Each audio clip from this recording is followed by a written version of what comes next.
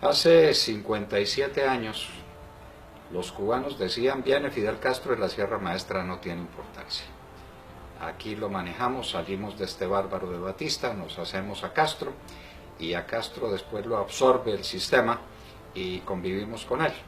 Hace 57 años se quedaron sin país. Lo que está abierto, lo único que está abierto en Cuba son las cárceles. Todo el sistema productivo cubano se arruinó. La gente vive en la miseria y han vivido lo que han podido vivir de regalo de la Unión Soviética, que les dio las millonadas de dólares que no han repartido los Estados Unidos en toda América Latina, y han vivido últimamente de los regalos que les da el chavismo y el madurismo, es decir, han vivido de regalo, han sobrevivido de milagro. Ahora, cuando se les acaba el petróleo de Chávez y de Maduro, se preguntan: ¿y ahora de qué vivimos la mala vida que tenemos? Hace cerca de 20 años, los venezolanos decían: Chávez, eso no vale la pena, ese es un golpista, ese es un militar cheverongo que habla de cosas tontas y que habla de socialismos y que habla de tonterías. No vale la pena lo de Chávez, con tal de que salgamos de estos políticos corruptos, vámonos con Chávez. Perdieron el país y lo perdieron hasta el punto en que no tienen que comer. Los colombianos vivimos de espaldas a la realidad de que nuestros hermanos venezolanos no tienen que comer. El proyecto de inflación para este año es del 700%. Les acaban de subir el salario 50%. Luego le queda un 650% a los venezolanos para que puedan comer.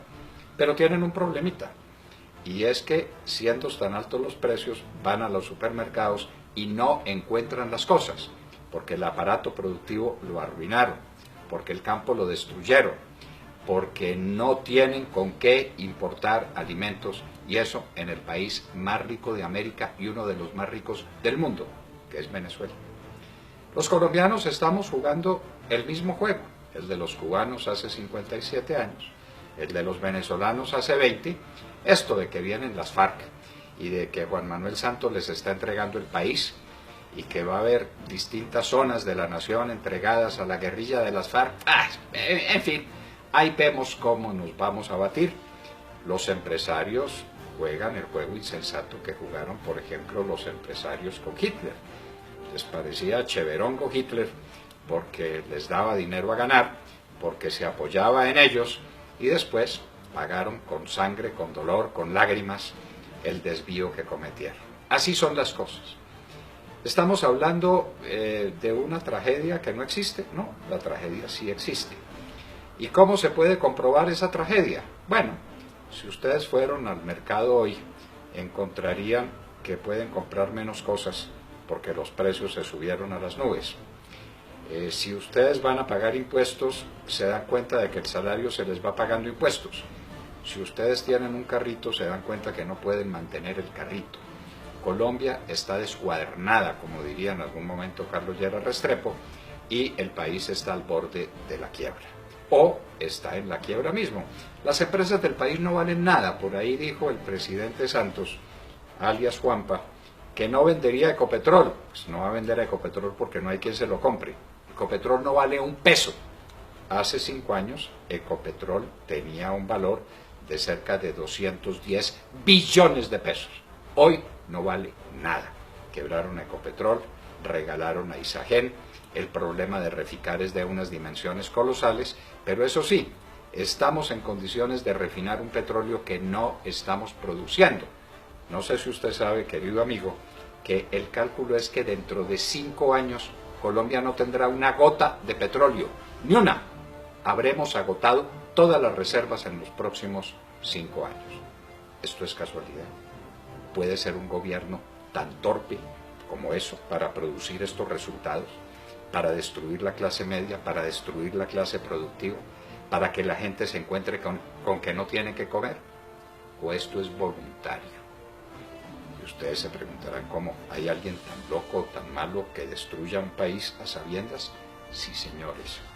Los que quieren hacer de Colombia un país comunista están dando el primer paso indispensable para que un país sea comunista, y es que esté en la miseria. ¿Ustedes tienen noticia de un país rico que se haya vuelto comunista?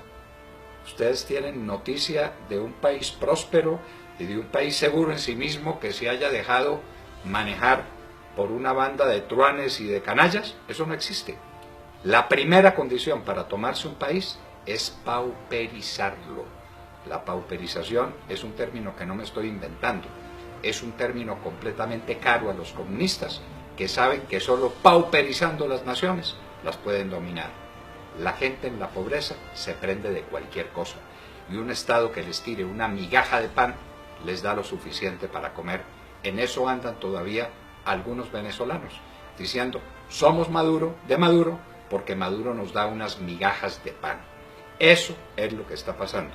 La ruina, la quiebra de Colombia no es una casualidad. De lo que se ve venir, tenemos un ejemplo muy claro con lo ocurrido en Conejo, La Guajira, municipio de Fonseca.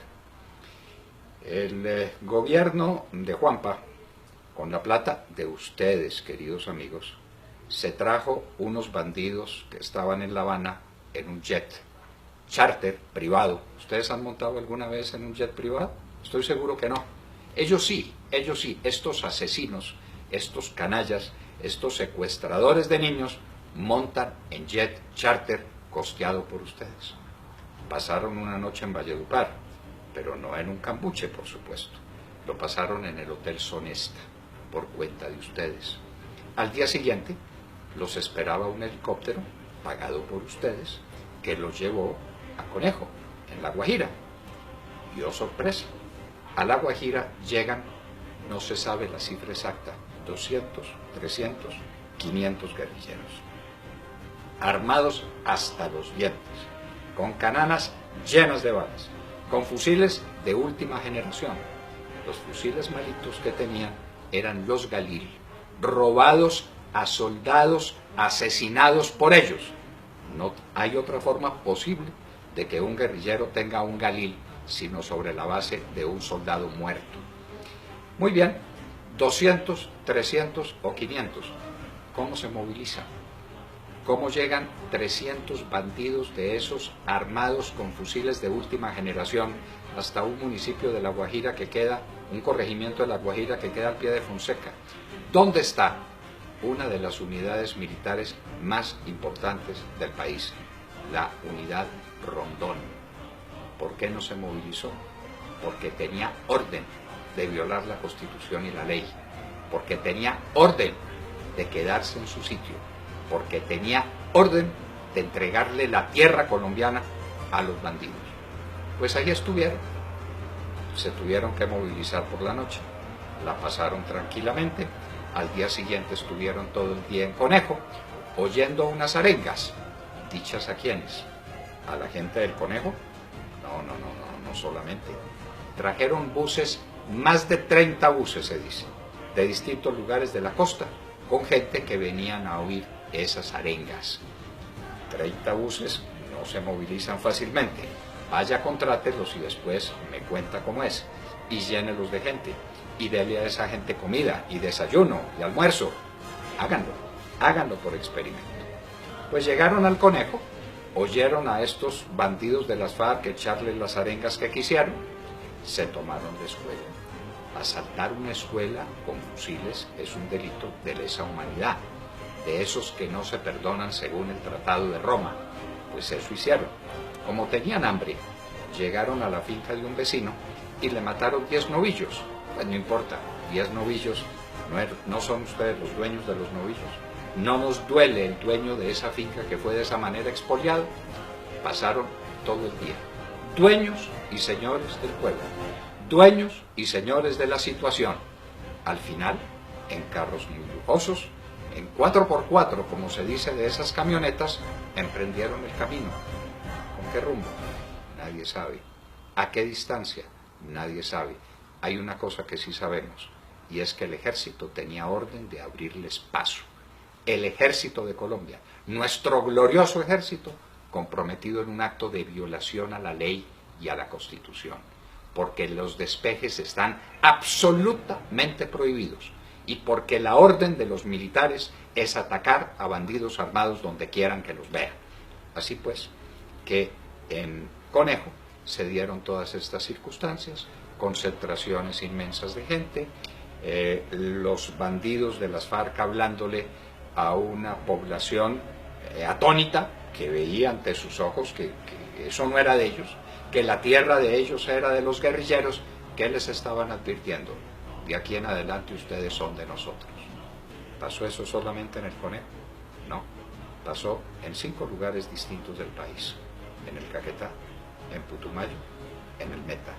Solo que en Conejo los pillaron. Y una vez que los pillaron, salió Juanpa Santos, el presidente, que tenemos por desgracia, a decir: las FARC abusaron de nuestra credulidad. ¿Sí? ¿Quién los trajo en jet? ¿Sí? ¿Quién los albergó en un hotel de 5 estrellas? ¿Sí? ¿Quién se los llevó en helicóptero? ¿Sí? ¿Quién los tuvo días perdidos sin que nadie sepa dónde más estuvieron? ¿Dónde más cometieron atropellos? ¿Dónde más se comunicaron con grupos armados para lo que se viene, que es el dominio total del territorio nacional? De La Habana va a salir un acuerdo, dice, una convención, donde les van a entregar un número de territorios que nadie sabe cuánto es. A juzgar por los que van a venir a verificar el proceso, son por lo menos 18 lugares del país. No son 18 conejos, son mucho más grandes que esos 18 conejos. Nadie los quiere recibir. Ya dijeron los del Casanare que no los reciben. Ya los de Antioquia están en pie de lucha. ¿Quién quiere recibir a esos bandidos, a esos asesinos? Nadie.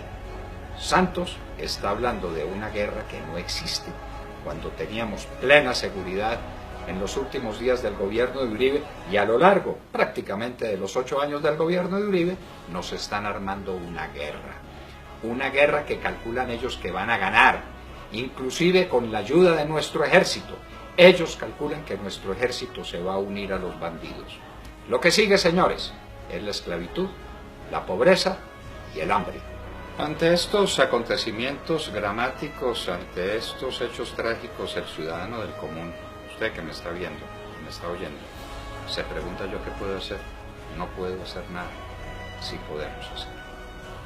Si aquí se descubre que hay una fuerza nacional, si aquí se descubre que hay un país que no se quiere entregar, las cosas van a cambiar. La condición para que se instaure una tiranía es que hay un pueblo que se entrega sin luchar. ¿Y cómo la lucha? No los estamos invitando a actos heroicos ni a que tomen signos trágicos de la vida. Algo muy sencillo.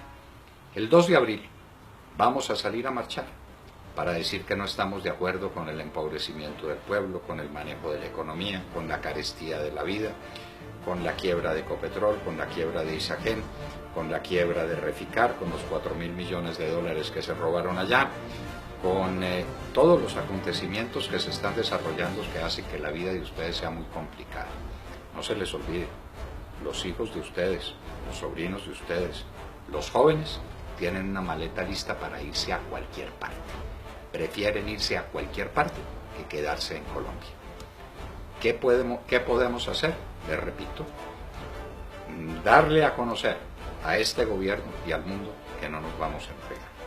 El 2 de abril habrá una marcha. Está convocada por el Centro Democrático, pero no es del Centro Democrático, no es de nadie. Realmente quienes invitan son esos anónimos colombianos que desde las redes sociales le dicen al otro: venga, caminemos. Caminemos porque no estamos de acuerdo. Caminemos porque no queremos vivir en una tiranía. Caminemos porque no queremos que los peores asesinos del continente en la historia, que son los miembros de las FARC, gobiernen a Colombia. Caminemos el 2 de abril. Es una oportunidad. Si algún día pasa lo que pasa, usted dirá orgulloso: al menos caminé el 2 de abril. Si usted no sale el 2 de abril a la calle, se dirá para usted mismo y para siempre y para sus hijos: tuve la cobardía de no salir el 2 de abril a caminar. Caminemos con alegría, caminemos con fe, pero digámosle al mundo que Colombia no es una tierra apta para los tiranos y que Colombia no será, como no ha querido nunca serlo, un país comunista.